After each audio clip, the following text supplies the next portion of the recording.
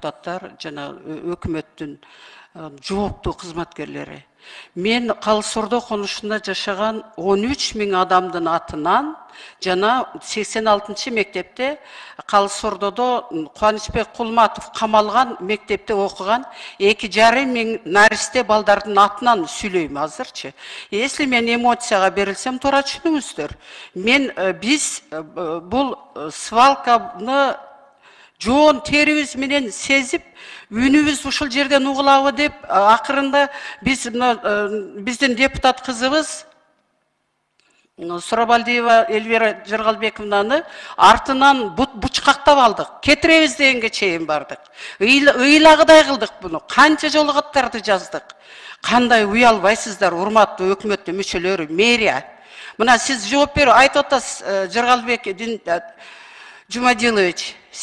Биз ошол жерден жашап, ушул мэрия менен тытышып келип атканыбызга 2003 жылдан бери. Сиз 15-чи же 20-чы вице-мэрсиз. Бирок бир дагы мэр, бир дагы вице-мэр чын дилинен, патриоттук сезими менен ушу кыргызга кызмат кылайын деп туруп эч кимис иштеген жок. Биз ошол жерде Иса Өмүркулов мэр болуп иштеген кезден бери ушул свалка менен кырылышабыз. Мына сиз көп нерсени билбейт экенсиз. Мен сизге билдирип, эгер билбесеңиз, сиз жазып алыңызчы, мен сизден суранам. Сиздин аркаңызда отурат мурунку вице-мэр, мына Сазыкулов Максатбек Шекербекович. Азыр биздин 1-майдын акими. Ал көп нерсени бардыгын билет. Баледей билет. Иштеген ушул киши. Мына ушул жигит иштеп аткан. Ушул иштеп аткан жигитти ошол жердеги полигондон свалканын 36 гектарын рекультивация кылган жерден шарт алдыдагы 1-майга жылдырып койду. Сиз канча вакытта алдыңыз, ар нерсени айтып аттыңыз. Араң зорго чыдап отурдук. Себеби дегенде, айта турган нерселер эмес, мен ушул жерде совещаниени, заседанияны көрүп отуруп, детсадтагы старший группа менен ясельный группанын балдарын көзүм элестеп атат. Булар кубалап жүрүшөт, а силер качып атасыңар, алдап-салдап, ментебиз, антебиз депчи. Мага ошол жерде жашап аткан, өлүп кеткен, мен тааныган аксакал атамдар, ошол жерде кичинекей наристе балдар, боюнда бар келиндер, менин кыздарым, менин неберелерим ошол аба менен дем алып отурат. Аргабыз кеткенде биз шаардан үй алып ушул жакта жашап атабыз. Таптакыр жашоого болбой калган кезде ошол жерге келебиз. Бирок бардыгы андай условияда эмес да. Сиз айтып атасыз, 146 кызмат ордун пайда кылабыз, анан ошол жердеги свалканы биз завод курабыз деп. Сиз 146 орунду кыла албайсыз. Ал жерде Айбек Жунушалиев келген кезде 44 штат бар болчу. 44 штаттын 22 штатын кыскартып салган. Азыр ал жерде 22 эле штатта иштеп атат. Мына ноябрь айында биз ЛТРден, телевидениеден 1 сааттык 45 минуталык передача болгон. Бүт ушул службалары менен бирге. Сиздин аркаңызда отурат Кутманованын аркасында кызматкери, Бишкек шаарынын экологиясы боюнча. Мына ошо жигит дагы келген. Мен ушул жигиттен сурагам, ошо телевидениеденчи, силер канча жолу, качан неме кылдыңар, ушул представление жазып прокуратурага катыштыңар депчи. Урматтуу төрага, 2018 жылы 5 жыл мурун, 18 кошкондо, 2018 жылы булар прокуратурага бир арыз жазышыптыр. Аны штраф кылышыптыр. Ал штрафтын суммасы 50 000 экен. Андан кийин штраф азайып, азыр 28 000 болуптур. 28 мына ноябрдан бери бир эле ай өттү. Менин оюмча эчтеке жазган жок. Ошо экология ушул жерде айлык алып отургандарды актап айлык албайсыңарбы? Урматтуу Динара айым, сиз ушул жерде эне катарында, сиз ошол жерде свалкада иштептирсиз. Өзүңүз айтып атасыз, мен муну билбейт экенмин. Сиз ошол жердеги наристе балдардын, боюнда бар келиндер, кыздарыбыздын, картаң ошол жердеги карып калган аксакалдардын кандай акалда экенин сиз абдан менден да жакшы билет экенсиз. Эмне үчүн сиз деген ушул ишти контролдобойсуз? Эмне үчүн сиз ошо колуңузда иштеп аткан баланы канча жолу жаздың, могул акча каяка кетти деп, мына 8 компоненттин 4-өсү бүттү деп атасыңар. Кечирип койгула, бирөөсү дагы бүткөн эмес. Бирөөсү билбейт экенсиңер, бириңер дагы жөн эле отурасыңар. Бирөөсү дагы бир компонент дагы бүткөн эмес 8-инин. Формально отписка жөн эле отчет берип отурасыңар бири-бириңерге. Депутаттар қол атады, сіздер қашып жүресіңер. Теремок ойнап. Мен айтып қояйын, ошол неме ойыншачы. 18 жылдан бері бір жолы хат жазбасаңар прокуратура менен милицияға кантип алар ишти козгойт? Кимге козгойт? Эмненин негизинде козгойт? Мына мен бывший следовательмин. Мен 2000 жылы ушул жака которулуп келип Бишкекке, отделение убийства, отделение тяжкийге. Мен кетем деп Бишкектен кетем дегенде ошол жерден мага үй неме жер берген Дүйшөбаев. Ошол ГУдун начальниги болчу, замминистр. Кетпеңиз, иштеп бериңиз деп. Мына ошол 2003 жылдан бери мен алгачкылардан болуп баргандарданмын. Ошол 2000 жылдан бери мэрия бул жерлерге адамдарга токтом чыгарып жер берет. 2003 жылы мен алгам Октябрьский акимияттан жерди. Ошол жерге илешип калып, мен ошондон бери ушул свалканын проблемасын кээде аралашам, кээде аралашпайм. Себеби мен үмүтүмдү үзүп койгом. Ушунда иштеп аткан, мына азыр 1-майдын акими мына могул жерде больницадан ооруп аткан жеринен келди, мынакей Сазыкулов. Ушул киши вице-мэр болуп иштеп атканда жан талашып 36 гектар жерди рекультивация алып туруп үстүн жапкан. Бул жигит абдан жакшы билет. Гимн шапкасын 22 миллион евродан канча миллион шапка кимге бергенин билет. Абдан жакшы билет. Мен айтат элем, урматтуу шаардык прокуратуранын замы, сиз жангелиптирсиз. Мынакей ушул жигит менен иштештиңиз. Бардыгын билет.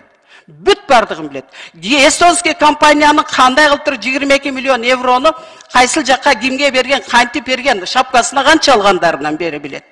Анан иштеп аткан адамды шак алып туруп анан кийин биздин мэрия, биздин Бишкек шаарынын мэриясы, бул биздин свалкадан дагы жаман участокта. Келет, бүт строительдер келет, бир жак, тил жак, бул жактан строительный компанияларына жер алат да, анан камалганы камалат, камалып эле кете беришет өзү, барыңар эле билесиңер. Түлеев, биз чуркап жүргөнбүз, Түлеевке киргенбиз. Ал деле мына свалканы биз кыйратам, мынтем, антем деп туруп, акыры камалып бүттү.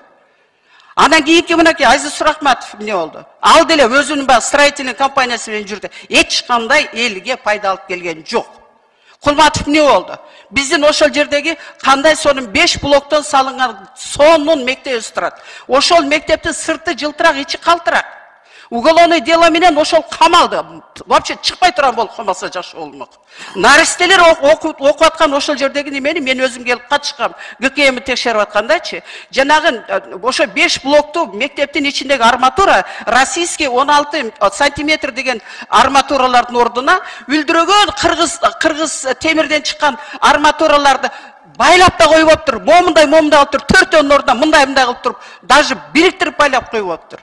Эмнеге мындай кара санатайлык менен мамиле кыласыздар? Ошол Калыс Ордодогу 13 миң эл жашайт. Калыс Ордонун өзү эле Жылбасовде. Анын жанында теңдик турат. Анын жанында алтын казык турат. Ар жагында Мурас Ордо турат.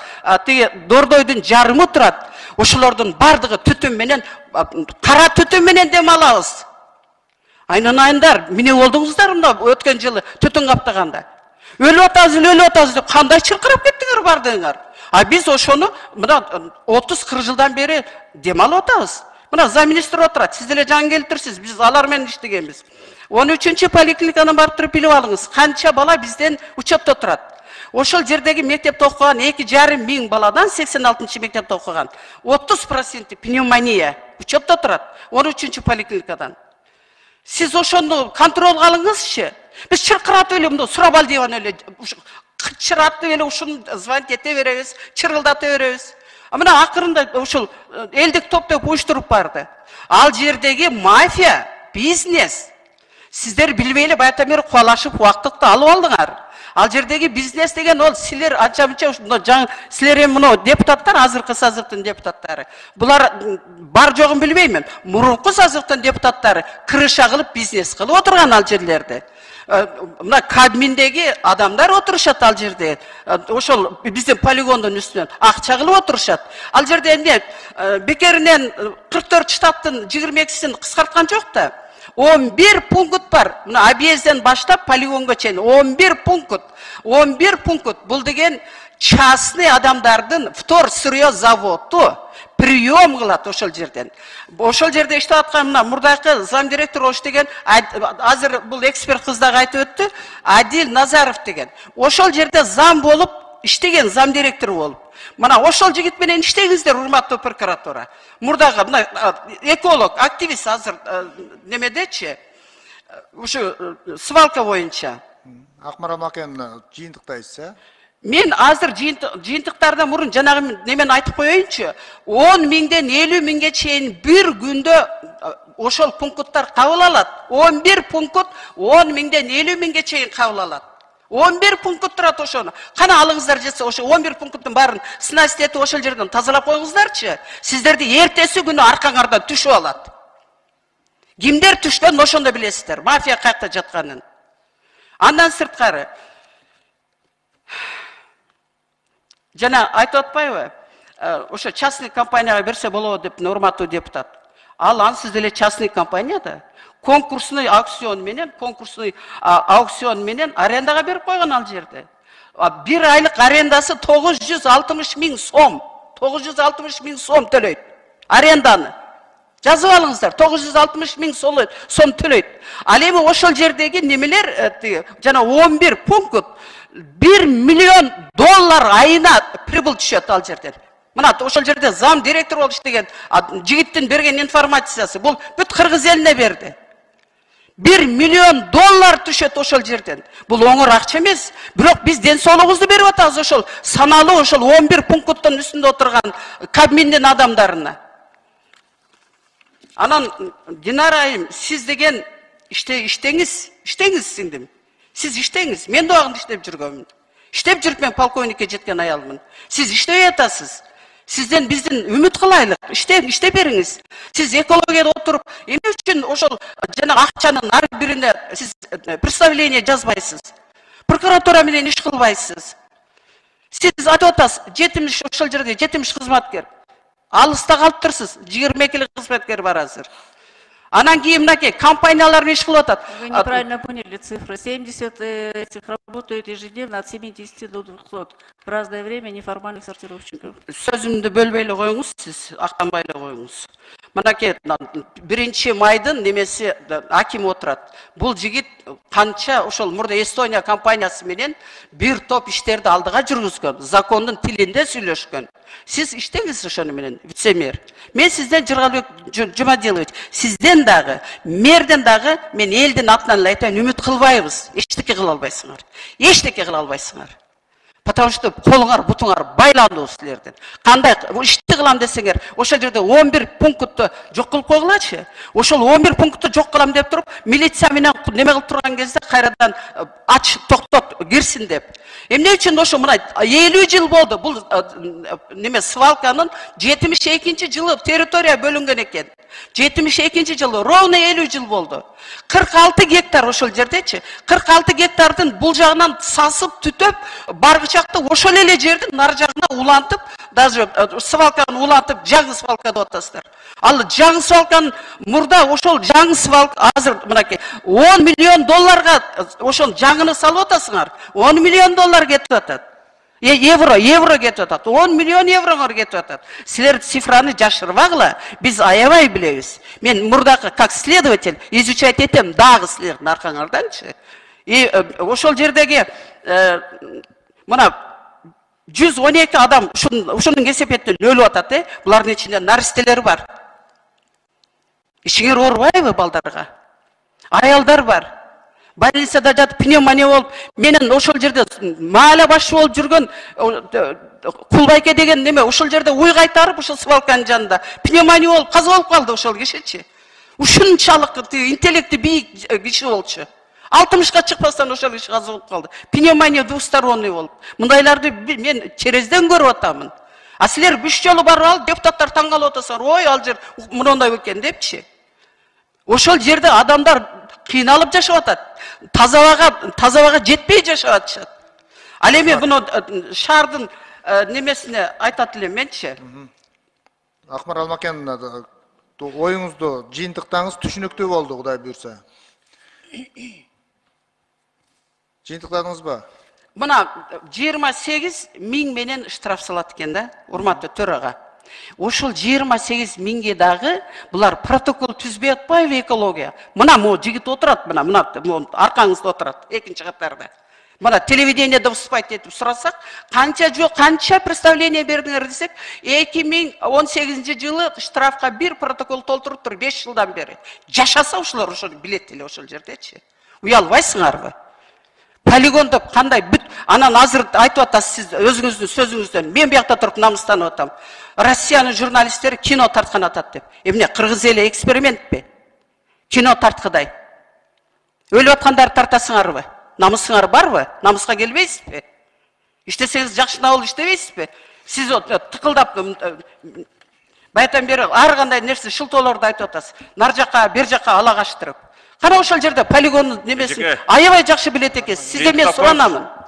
Жыйынтыктап коюңуз. Рахмат. Мен жыйынтыктасамчы 22 миллион бул чепуха. 1 миллион евро, 1 миллион доллар ар бир айда түшүп атат. Ошол жерденчи бул бизнес-центр, адамдардын канынан, адамдардын өлүмүнөн, адамдардын оорусунан жасалып аткан бизнес-центр. Мен ушул жерден бүт кыргыз элине кайрылат элем.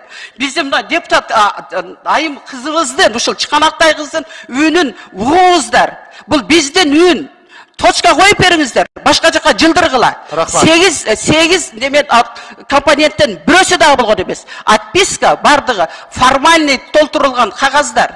Эч кандай жыйынтык чыкпайт. Мен ушул 1-2 айдын ичинде мен айтып коеюн. 1-2 ай эмес, 1 жылда дагы чыкпайт. Уялыңыздар, кыргыз элине борооруңуздар. Жетет уже. Биз кыйналып бүттүк. Рахмат Акмарал Макеновна. Урматтуу чакырылгандар, бул адам ошол жердин жашоочусу, мындай жашоочулардан тигил жакта миңдеген адамдар бар да. Биз ушул жерге атайын мына баары келсе залга батпай калмак, ушул элдин үнүн уксак экен, эл кандай жашап атыр билсе экен деген таристе чакырдык. Сиздер туура түшүнүңүздөр, бул чындык. Ошол жерде биз барганыбызда да көргөнбүз, дагы көрүп атабыз. Ошондуктан азыр мынакей иш изилдөө ишинде жүрүп аткан болсо, мына ушундай урматтуу Өрүсбек Телманович, урматтуу төрага 1 минут маалымат алсаңыздар. Урматтуу төрага 1 секунд. Мурда 72-жылы бул азыркы свалка жерде киши жок болчу да. Анда 72-жылы эмес, 2000-жылы деле кишилер аз болчу. А бирок азыр бул шаардын ортосу болуп калбадыбы? Түшүнүктүү. Анын баары түшүнүктүү болуп атат. Рахмат. Кыскасы, биз